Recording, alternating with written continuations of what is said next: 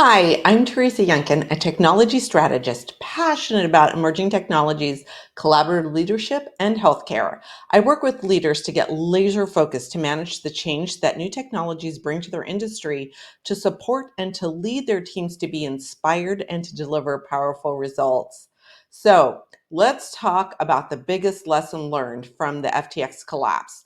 And one of the biggest lessons is that you need to keep control of your own assets and don't let others keep them for you. In the crypto world, the saying is not your keys, not your crypto. So, what does that really mean? Well, to connect with Web3, you have to use a crypto wallet. Now, these wallets are a unique address that are assigned to one user in the decentralized environment using blockchains. Now, if you're online right now, you're familiar with the Web2 environment where we're using centralized transactions. So, centralized means that you're connecting to an organization server. And when you do that, you log in to perform some sort of action, right? For example, you log into your bank servers to access your money, you log into Netflix to watch a movie, or you log into Facebook to connect with your friends and family. Well, these centralized organizations control your ability to access and to use your assets. Now, in Web3, you're going to use blockchain to control the digital assets that you have access to. And using Web3 and blockchain, you're going to record and manage peer to peer transactions. Now, that removes the need for a centrally managed database to manage user access and user data. So, you're getting rid of the middleman. So think if you could go directly to Reese Witherspoon's production company, Hello Sunshine, to purchase the rights to watch one of her studio's productions without having to go to a streaming service to watch it. So not having to go to one of the major platforms, and maybe it's available, maybe it's not. You could go directly to the distributor themselves and get access. Now, to be able to do that, you're going to have a crypto wallet. And the wallet, I said again, is a unique address and it's assigned to you in the Web3 world. So your crypto wallet is a digital address. And again, it's only assigned to you, and only you will have access to this wallet. And having that access allows you to have access to any app or any other wallet in Web3. So it's very powerful. And that wallet has a set of alphanumeric codes associated with it.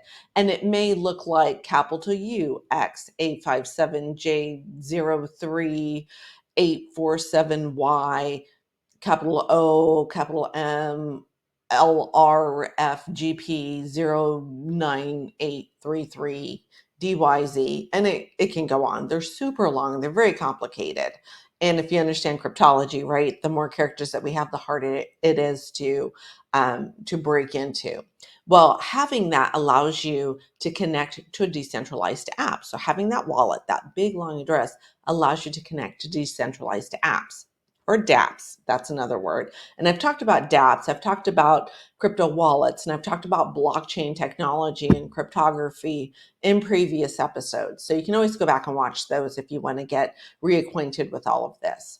Now, when you operate in the Web3 world, you're going to need two pieces of information. And those two pieces of information is number one, your public internet address or your key. And you're going to need that for others to send you some sort of digital asset, right? Or for you to purchase it. So it's going to be a token, a cryptocurrency. Maybe it's a piece of video, right? Or maybe it's a piece of art. It's something. And you're going to use that super long address that I gave you before. That's your wallet address. That's how you're going to interact. Now, the other piece of information that you're going to need is a private key. Now, that private key allows you to access and to manage your digital assets. Like it's like your password, right? Like you can have a username, but you have to have a password to get in. And that's what that second private key is. And you need to keep that super, super safe. So if you want to purchase or to sell a digital asset, you're going to have to access an exchange. And I also talked about exchanges before. Now, once your transaction is complete, it's been recorded on the blockchain, you have two options. You can either keep that asset on the exchange, and that's called a hot storage or hot wallet. And you can also move that information to a physical hardware device called a hardware wallet or cold storage. Now, when you leave your digital assets on a third-party exchange, you do not have custody of that digital asset. Understand this, the exchange does. And you will only have full control and custody of your digital asset when you move it to a hardware device. And that is the device where only you have the private key to access. Again, I cannot stress this enough that your private key should always be protected and never shared with anybody. Those really are your keys to the kingdom. So when you purchase a digital asset using Web3, the safest place for you to keep anything of value is in a self-custodied cold storage wallet. That comes back to that saying, not your keys, not your crypto. When you hold on to your keys, you hold on to your crypto, you hold on to your digital assets. Nobody else can access those. It's very important that you have them. Now, in the light of the weaknesses around the operation of centralized exchanges like FTX, having control of your digital assets should be priority number one. Always. So I'm going to leave you with that thought, not your keys, not your crypto. Now, if you're interested in learning more about digital assets, the Web3 world, cryptocurrencies, you can always sign up for the Real Smart Crypto newsletter to get the latest vetted crypto and digital asset news delivered to your inbox each and every week. So I'm going to sign off, and we're going to see you here again next week, where we're going to be having a conversation about all things tech and all things leadership. All right, I'll catch you guys on the flip side.